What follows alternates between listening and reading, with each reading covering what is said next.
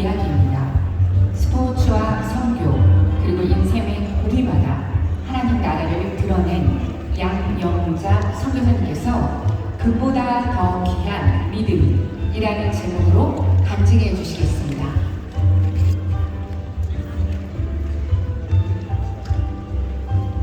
83년 도쿄 세계선수권 대회는 부산 단식 준우승을 차지한 최초의 선수가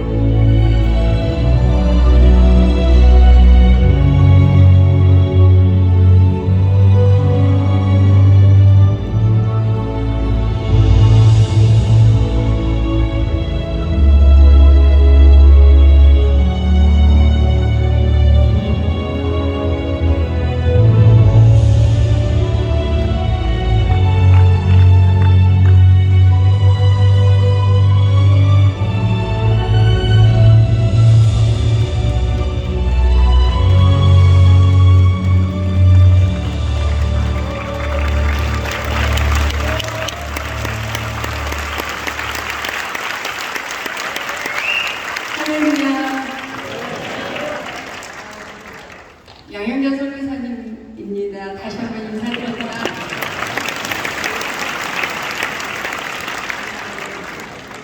너무나 귀한 자리에 와서 저의 간증을 나눌 수 있는 기회를 주신 하나님께 감사를 드리고요. 또 저를 초대해 주신 CBMC 있어서 너무나 감사를 드립니다. 제가 사실 88년 올림픽 이후에 이렇게 많은 분들 앞에 서 있는 건 처음인 것 같아요. 마음이 너무 좋은데 탑에 좀 펼쳐놓고 원포인트로 있으면 더 좋을 것 같은 생각이 드네요. 오늘 제가 간증을 나누기 전에 말씀을 한 구절 보기를 원합니다. 베드로전서 1장 7절에 있는 말씀인데요. 리모컨을 사용 못해서 혹시 넘겨줄 수 있나요? 네, 아니요. 제일 처음이에요.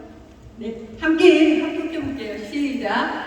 너희 믿음의 확실함은 물론 연단을 해도 없어질 금보다 더 귀하여 예수 그리스도께서 나타나실 때에 칭찬과 영광과 존귀를 얻게 할 것입니다. 아멘.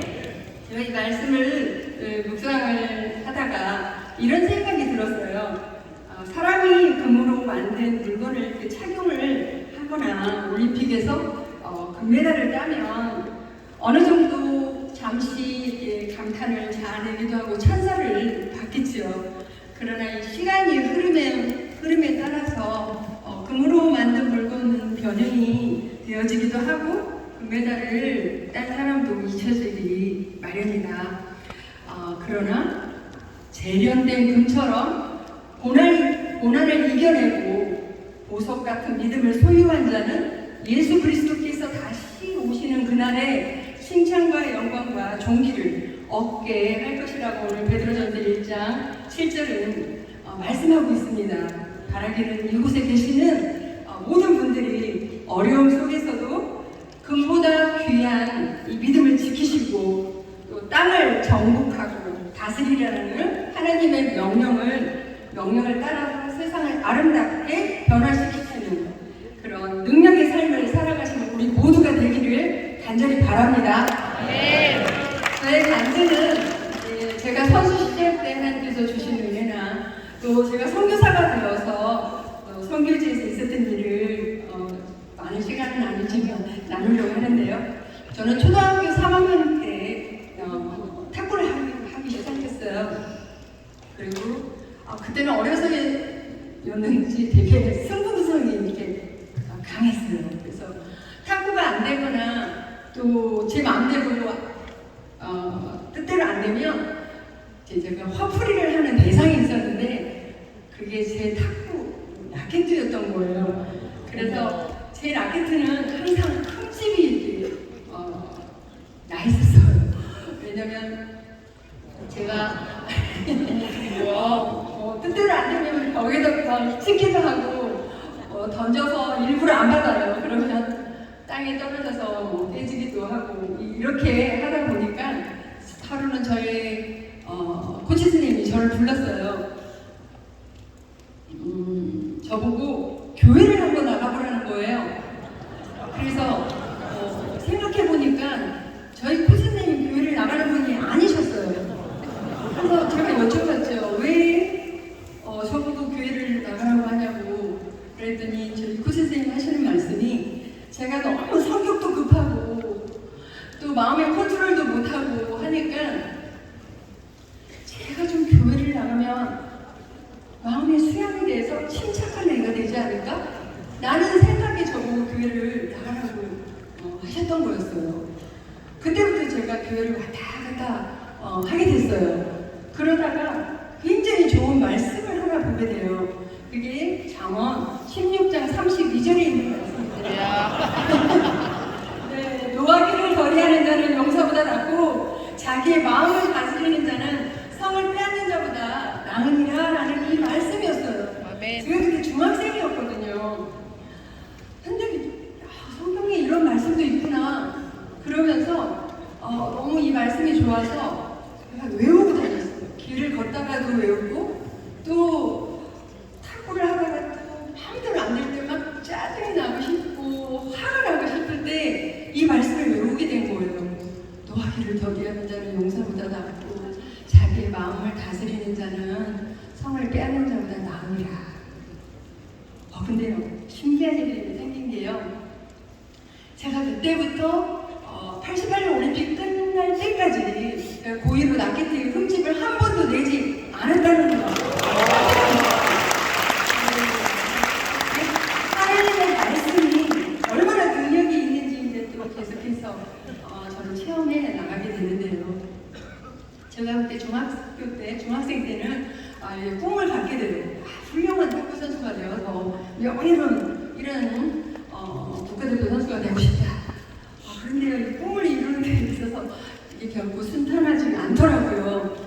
팔에 부상도 있었고 또 예상하지 않았던 간염이 있으면서 이제 훈련을 제대로 하지 못하게 되는 거예요. 탁구를 하다가 이제 통증이 있으니까 팔을 올리지도 내리지도 펴지도 구부리지도 못해서 정형외과에 갔더니 원장 선생님께서 테니스 엘보라는 그런 진단을 해주시면서 이거는 팔 안 쓰면 괜찮아, 탁구 안 하면 괜찮아 이렇게 말씀하시는데 국가대표의 꿈도 이루지 못한 채 탁구를 그만둔다는 게 너무 그게 저는 아쉬운 일이었어요. 그래서 원장님 어떻게 하면 저 탁구 계속 할 수 있겠냐고 그랬더니 그러면 하다가 통증이 있고 아픔이 와서 진통주사를 맞으라는 거예요.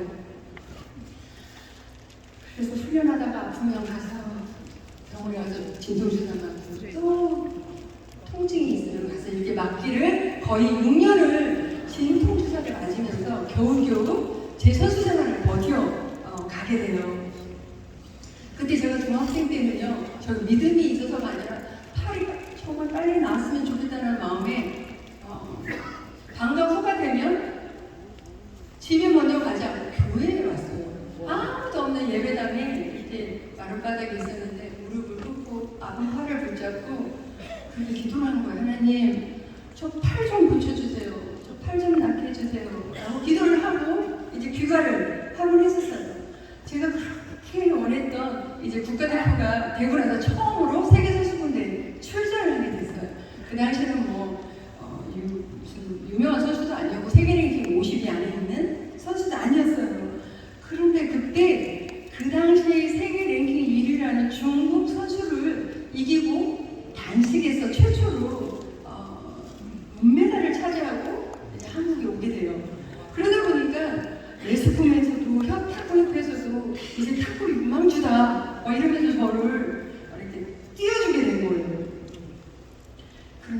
제가 6년 동안 진통주사를 맞다 보니까 이 주사에 효과가 없는 거예요. 아무리 좋은 병원을 가도 좋은 약을 먹어도 제 팔을 고칠 수도 없었고 나을 수도 없었어요.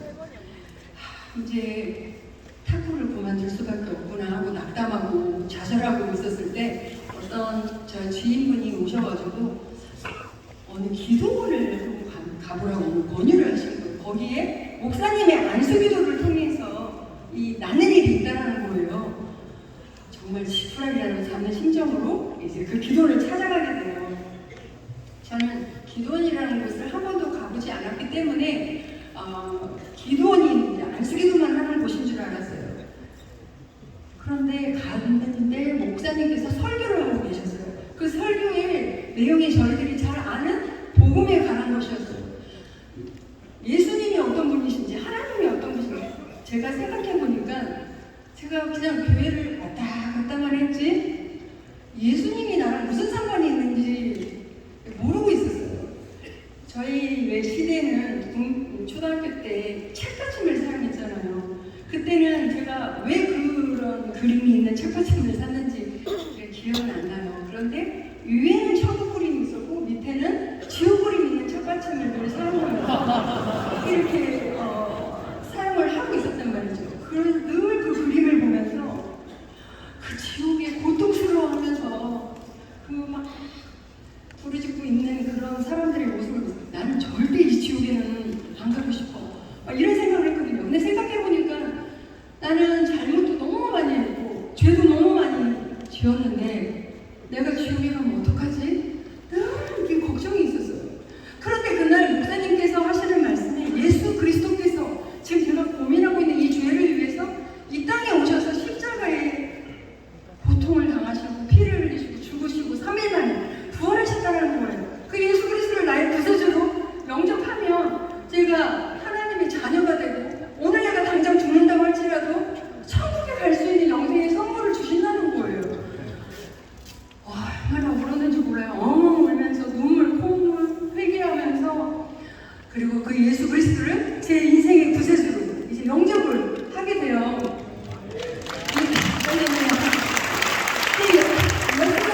그 산에 주님을 영접하고 나니까 이제는 내가 언제 죽는다고 할지라도 이제 안심이 되는 거예요. 천국 갈 수 있다고 생각하니까 이전에 느끼지 못했던 그런 기쁨이 가득했어요.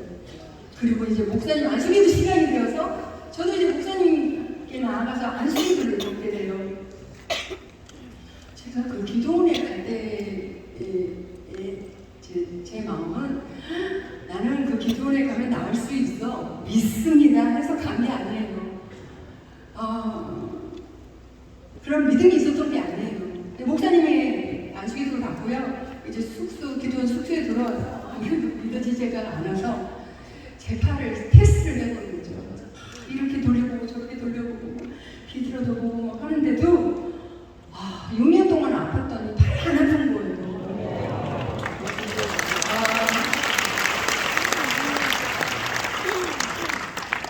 6년 전에요.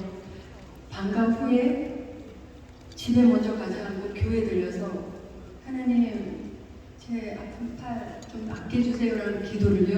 하나님께서는 결코 잊지 않으셨더라고요. 아무런 방법이 없었을 때 하나님의 방법으로 제 팔을 고쳐 주시더라고요. 할렐루야. 저는 이런 주님을 만나고 나서 제 사고가 바뀌게 돼요. 예배소서 4장 7절에 보니까 이런 말씀이 있었어요. 한번 같이 읽어볼까요? 시작. 그러나 하나님께서는 우리 각 사람에게 그리스도께서 나누어 주시는 선물의 분량을 따라 은혜를 주셨습니다. 아멘. 제가요 이 말씀을 알기 전에는 제가 제 동료들보다 탁구를 잘하고 성적을 내고 메달을 따고 하는 게 저는 그 동료들보다 제가 더 잘났기 때문인 줄 알았어요. 제가 더 뛰어나기 때문인 줄 알았어요. 그런데 이 말씀을 보고 나서는요, 하나님께서 우리 각 사람에게 각각 재능과 은사와 달란트를 선물로 주셨구나. 그때부터는요, 훌륭한 탁구 선수가 돼서 명예로운 사람이 되겠다는 저의 중심에서요, 이제는 나에게 탁월하는 재능을 선물로 주신 하나님께 영광을 돌리겠다는 하나님께 영광을 돌리겠다는 하나님 중심으로 제 가치관이 바뀌네요. 그래서 이제 그때부터 새로운 가치관을 가지고 이제 그 다른 선수들보다 정말 노력하고 때로는 막 그 발에 물집을 터뜨려가면서 바늘과 꼬지를 들고 다니면서 이렇게 훈련을 하고 있었는데 아까 말씀드린 대로 또 다른 간염이 그 고난이 찾아오게 된 거예요. 그 간염이라는 것 때문에 제대로 훈련을 제가 받을 수가 없었어요. 하루를 무리하면 이틀 3일을 쉬어야 될 정도로 이렇게 몸에 증상과 체력이 저하되는 것 때문에 훈련을 제자리에 받지 못하니까 점점 제가 간 수치도 올라가고 가족의 내력이 있는 것 같아요. 저희 가족이 좀 간이 다 안 좋아가지고 이제 미리 먼저 돌아가서 천국에 가신 분들이 계시는데요. 그래서 병원에 50일 입원을 하게 돼요. 근데 그 시기에는 저에게 있어서는 정말 중요한 시기였어요. 88년 올림픽을 앞두고 있었으니까 저는 선수로서 그리고 88년 올림픽은요. 탁구라는 종목이 처음으로 채택된 해였어요. 그래서 저는 너무너무 그 올림픽에 참가를 하고 싶었던 거예요. 근데 병원에 입원해서 누워가지고 이런 생각이 드는 거예요. 왜 나만 다른 선수들처럼 마음껏 훈련하고 팔에 부상도 없고 아프지도 않고 마음껏 훈련해서 시합 나가지 못하고 왜 나는 이렇게 병원에 입원해서 누워있어요. 나만 왜 고난이 있는 걸까? 이런 생각이 들더라고요. 그런데 하나님께서 그 시간에 기도하게 하셨어요. 매일매일 하나님 저 빨리 낫게 해주세요. 올림픽 참가하고 싶어요. 계속 기도하면서 이제 말씀을 보게 되는데요. 잠언 24장 16절에 이런 말씀이 있었어요.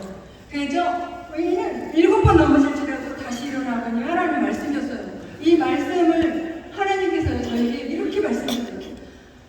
여러 번 고난이 있다 할지라도 포기하지 말고 다시 일어나라고 말씀해 주신 거였어요. 그래서 이 말씀 붙잡고 이제 여러 가지 올림픽 참가를 위해서 그 과정들이 있어요. 다 그걸 거치면서 이제 올림픽에 참가를 하게 돼요. 세계에서 탁구를 제일 잘하는 나라가 어딘지는 아시죠? 네, 중국이잖아요. 2006년도에 세계일보의 통계에 의하면 탁구 선수로 등록된 인구만 3천만 명이래요. 그런데 그렇게 많은 탁구 선수가 많은 나라에서 88년 올림픽에서 3명이 출전을 했어요. 88년 올림픽 때는 단식과 복식만 있었어요. 근데 단식을 먼저 했어요.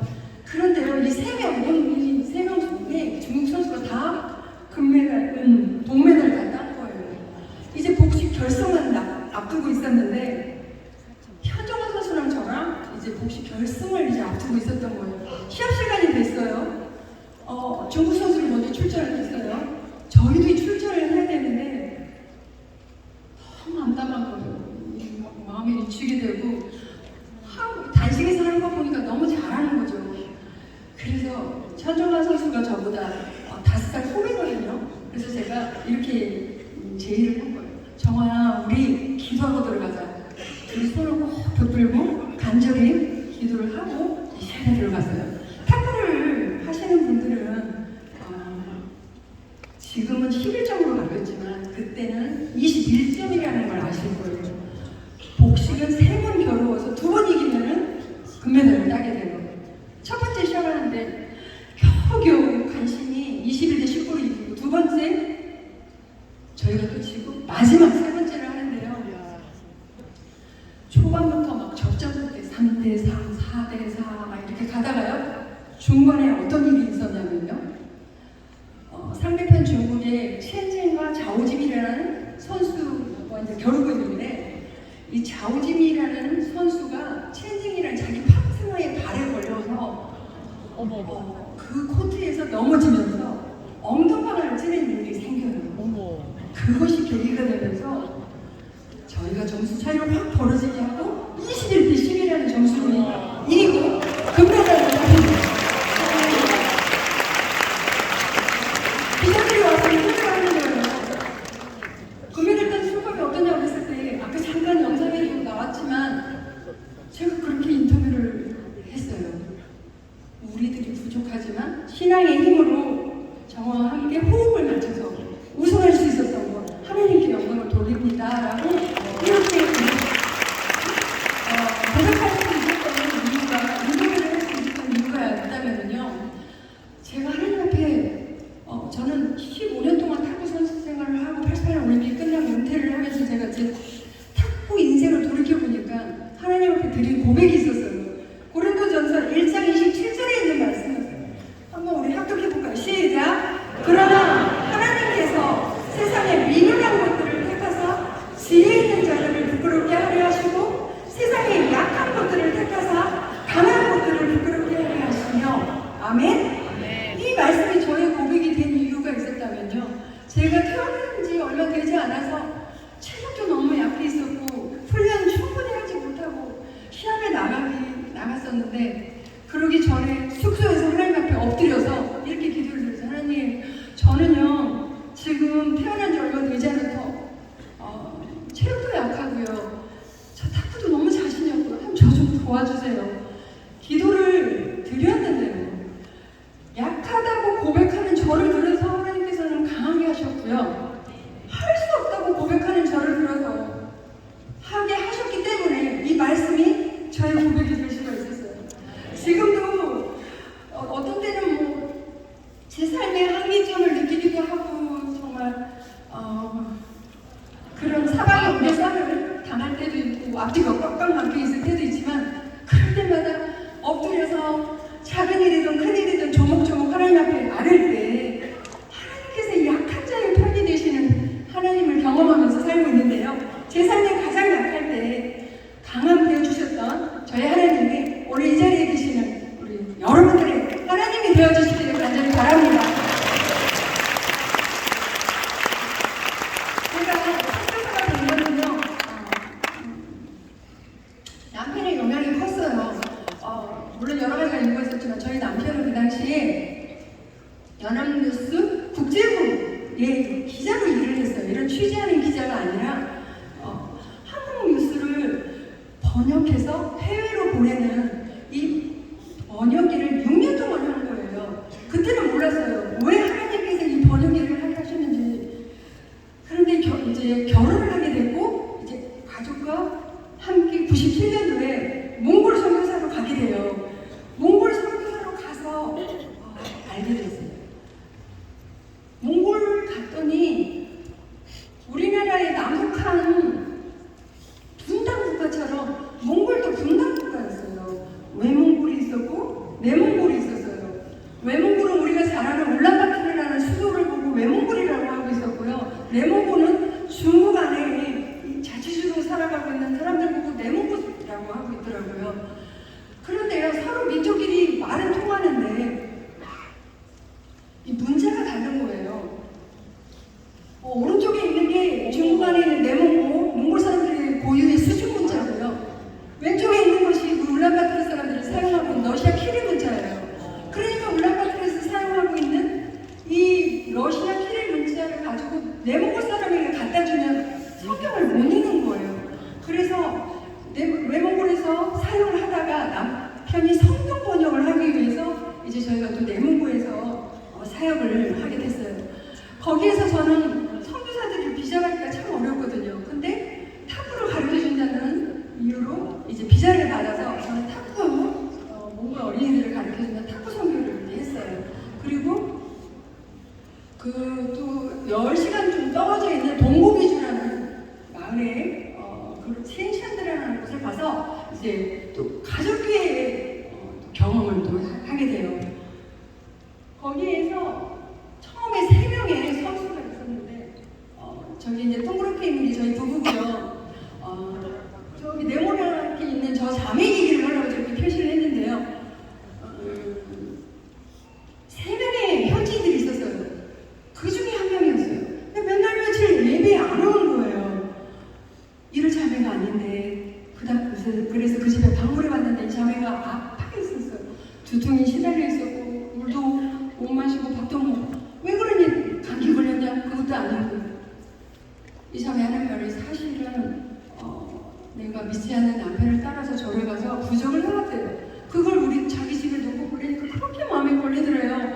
그런데 안 되겠다. 내가 그래도 하나님께 예배드리는 사람인데 이 부족이 우리 집에 있어서는 안 될 텐데 마음을 먹고 어느 날 이 부족을 태우려고 하루 그날 너무 두렵더래요. 두려움에 영이 오니까 이렇게 두통이 있고 물도 못 마시고 밥도 못 먹고 있더라고요.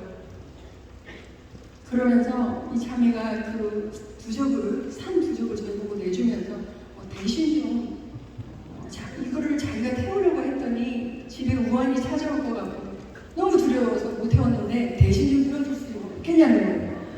그래서 그러지 말고 우리 그럼 다 같이 나가서 태우자.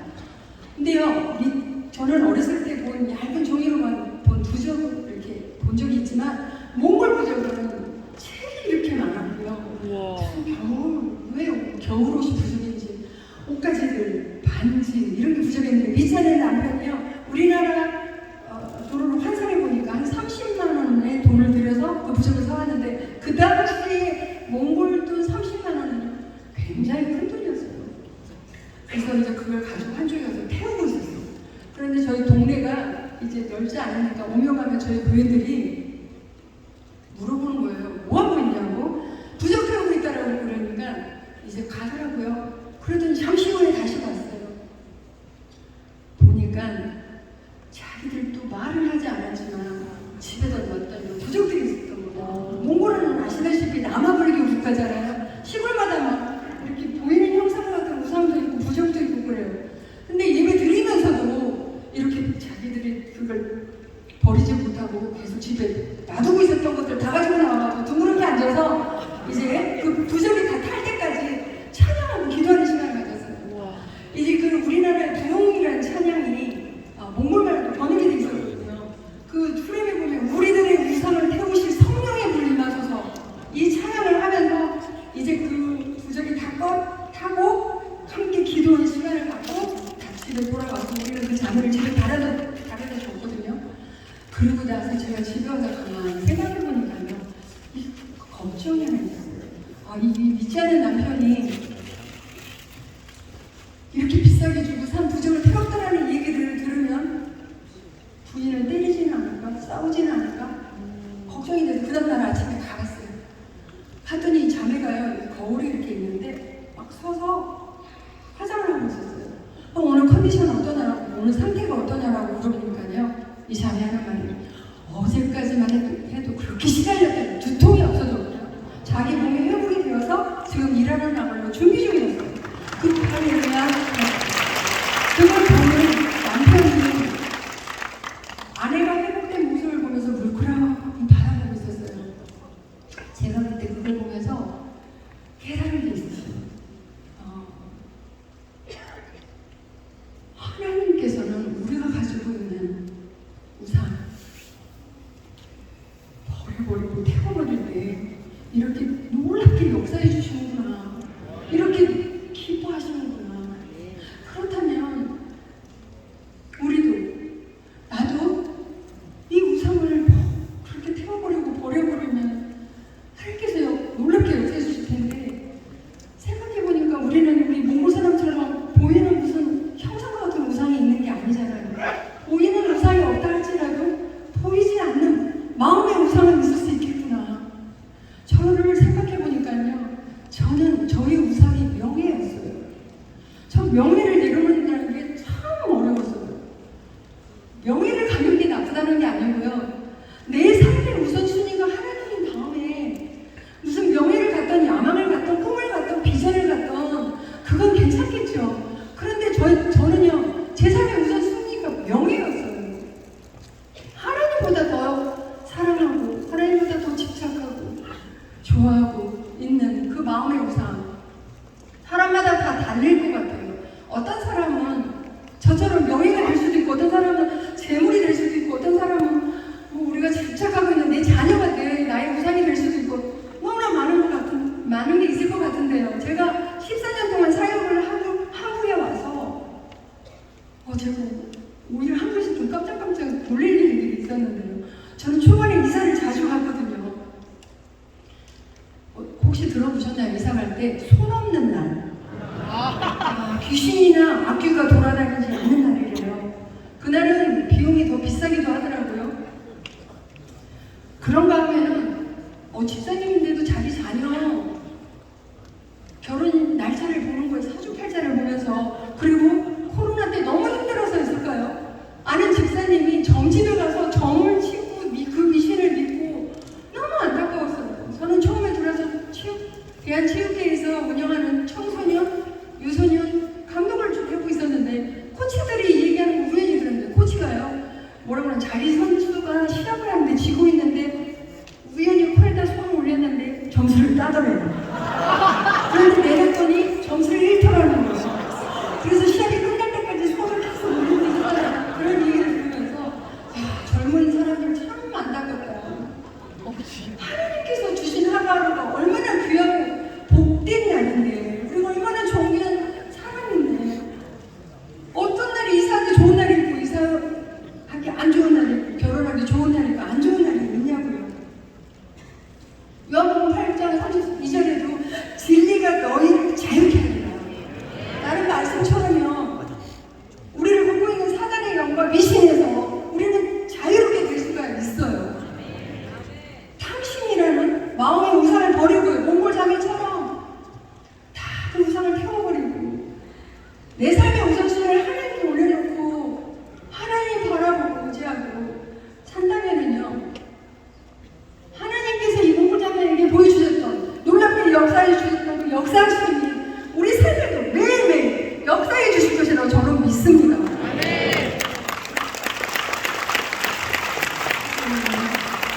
제가 그 내몽골 사역을 마치고요. 이제 그 아까 말씀드린 대로 그 내몽골 남편 성경 번역을 하기 위해서 내몽골에 갔어요. 남편이 성경 번역을 하는 동안 저는 그 또 거기서 탁구 선수들을 가르쳐 줬어요. 그런데요, 이 몽골은 내몽골은요 워낙 몽골 땅이었잖아요. 근데 한족이 차지하면서 그게 한족 중국 땅이 됐는데 400만의 몽골족들이 있다면 2,800만의 한족들이 있으면서 운동선수들이 씨름이나 유도는 다 몽골족들이 하고 있었지만 탁구는 한족들이 하고 있었어요.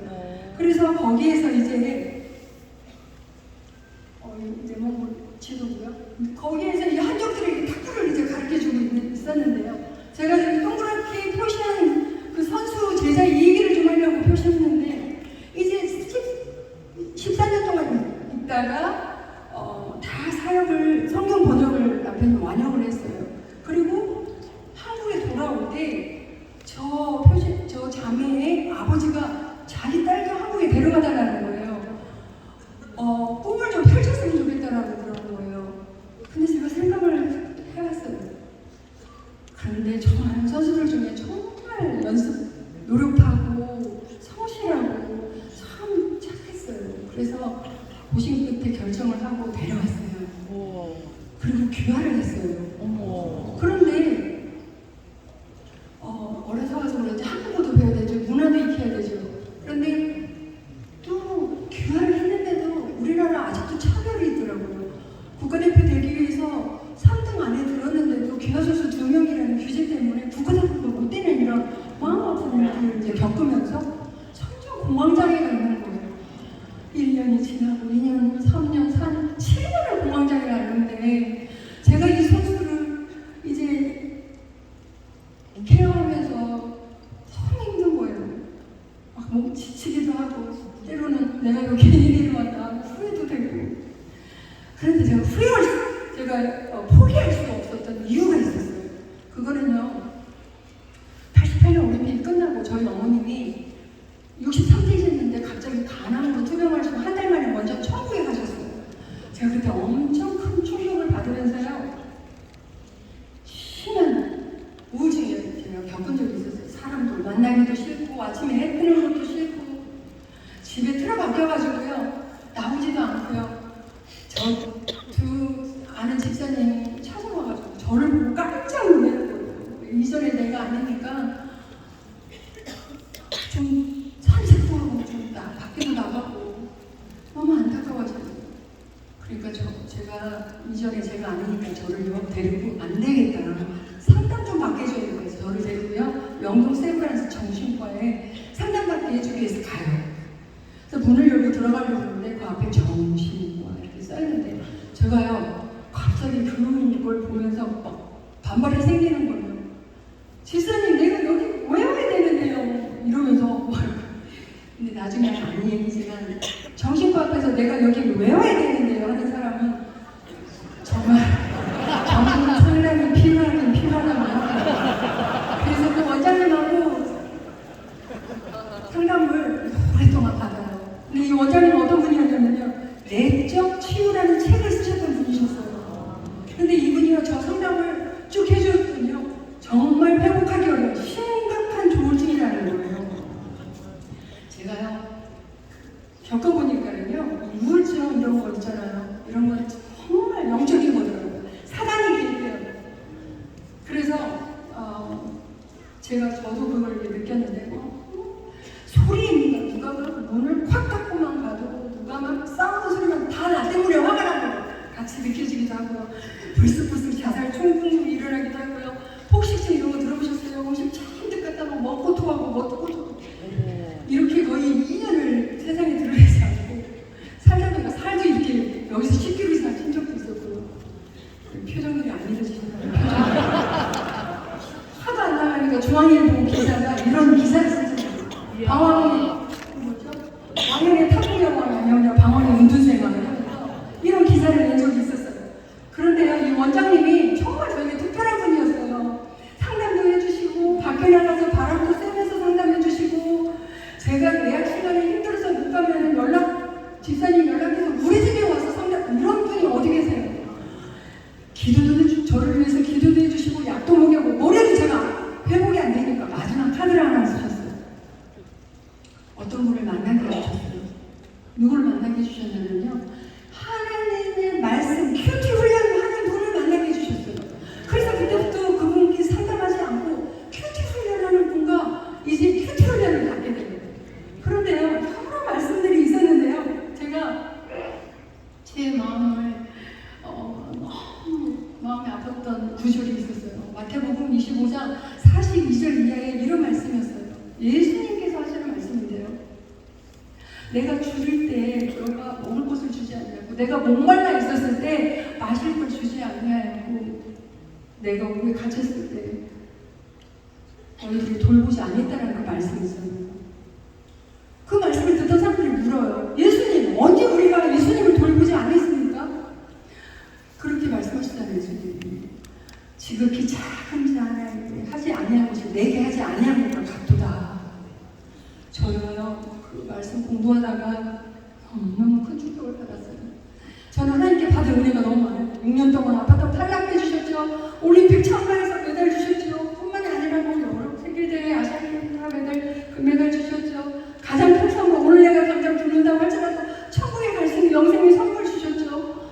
그런데요, 제가 예수님께 해드린 일이 하나도 없는지 정말 작은 자에게 냉수 한 그릇을 갖다 준 적이 없더라고요. 8년 동안 국가대표 선수 생활을 하면서요, 가슴에 태국마크를 달고 여러 나라를 다니면서 정말 좋은 대접만 받아봤지만 내 주위에 누가 힘들어하고 있는지, 누가 지쳐있는지 조차도 관심도 없었어요. 내 이기적인 삶만 살아왔구나 라고 생각을 하니까 너무 주님께 죄송했어요. 그 당시에 참 즐겨 불렀던 찬양이 나제네처럼 밤의 달처럼, 그 찬양 후렴에 이런 내용 있잖아요. 가난한 영혼, 지친 영혼을 주님께 인도하고 푼데 나의 욕심이, 나의 못난 자아가 언제나 커다란 짐대요 나를 짓눌러 마음을 묵묵해 하니 예수여 나를 도와주소서. 이 찬양을요, 얼마나 많이 불렀는지 몰라요. 울면서요, 하나님 앞에 그렇게 드려요. 주님, 제가 겪고 있는 이 조울증 회복이 된다면 제 인생은 가사받은 삶을 살고 싶습니다.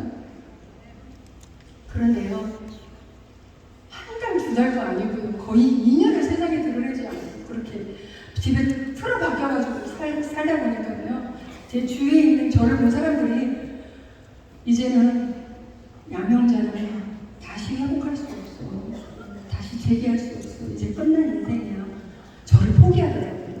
한 사람씩 다 떠나더라고요. 그런데요, 주님 말씀만이 저를 붙들어주셨어요. 시편 107편 20절에 이런 말씀이 있었어요. 그가 그의 말씀을 보내요 그들을 고치시고 위험한 지경에서 건지시는구나. 하나님께서 유경에 있는 저에게 말씀을 보내주셔서 저를 고치시고 건져주시는데요,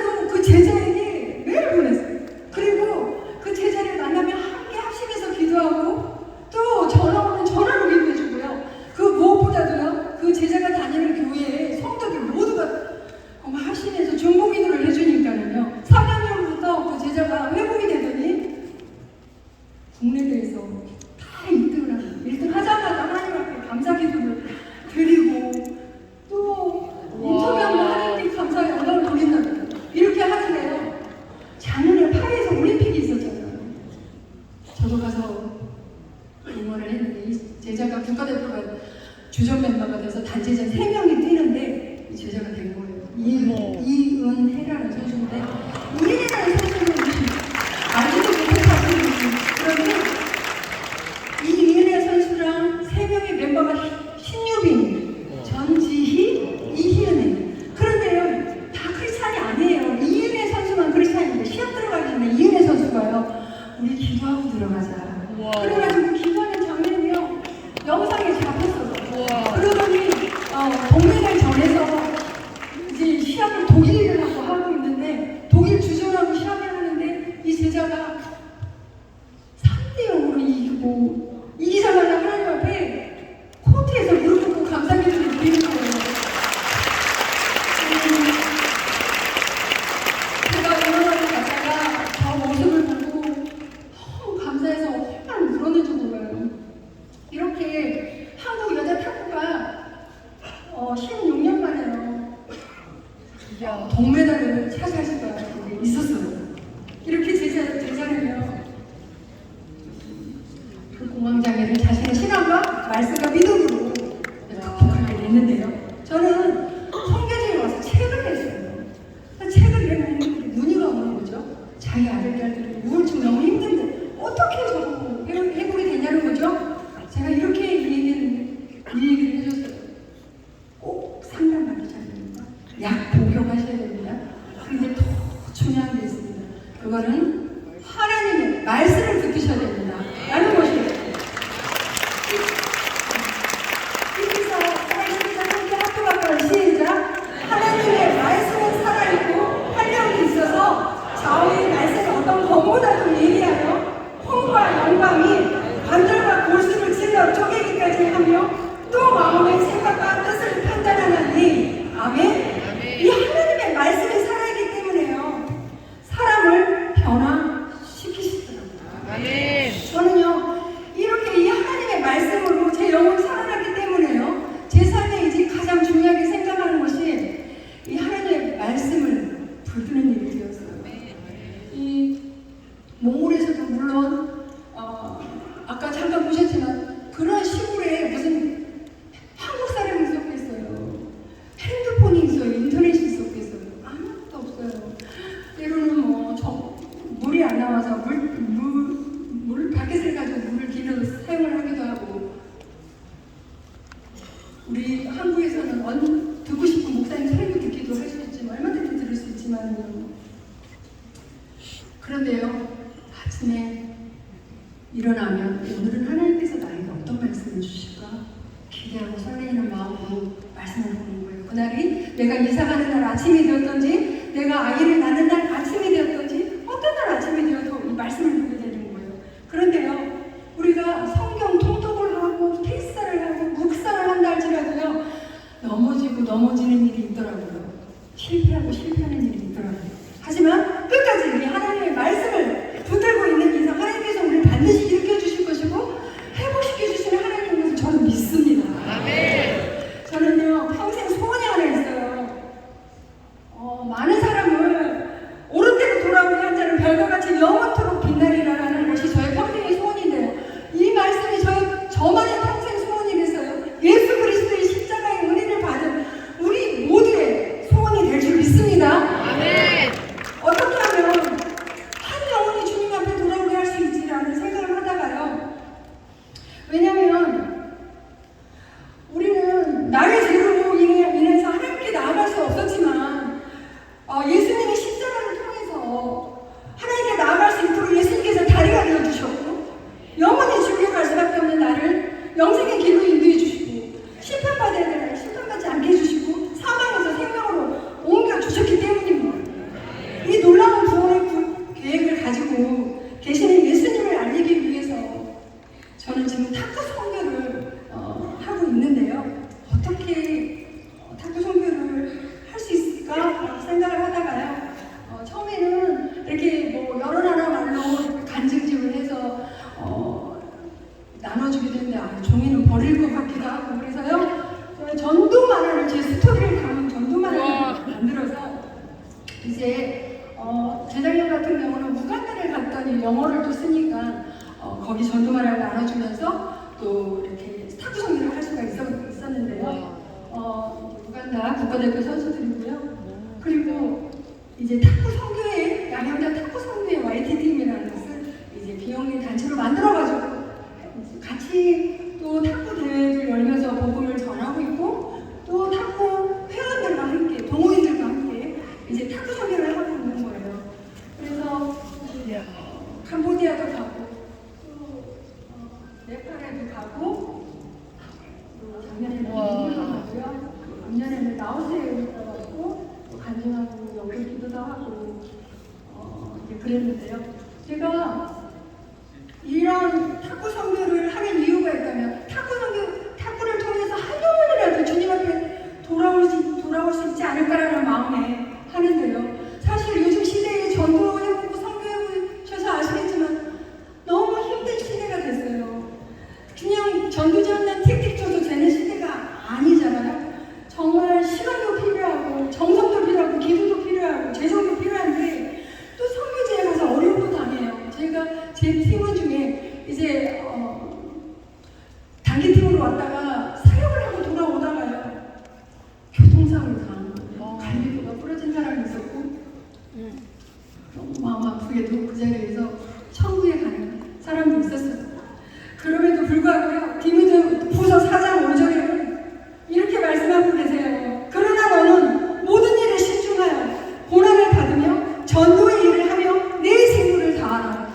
나는 이 말씀처럼요 우리는 예수 그리스도의 복음의 빚진 자로서 예수 그리스도의 증인된 삶을 살게 될 저와 여러분들이 되기를 간절히 소원합니다. 네. 이들은 뭐 생각을 적어왔는데 우리 기도하는 마음으로 또 이 합독할 때 치유하는 역사가 있어요. 합독해서 기도하는 마음으로 같이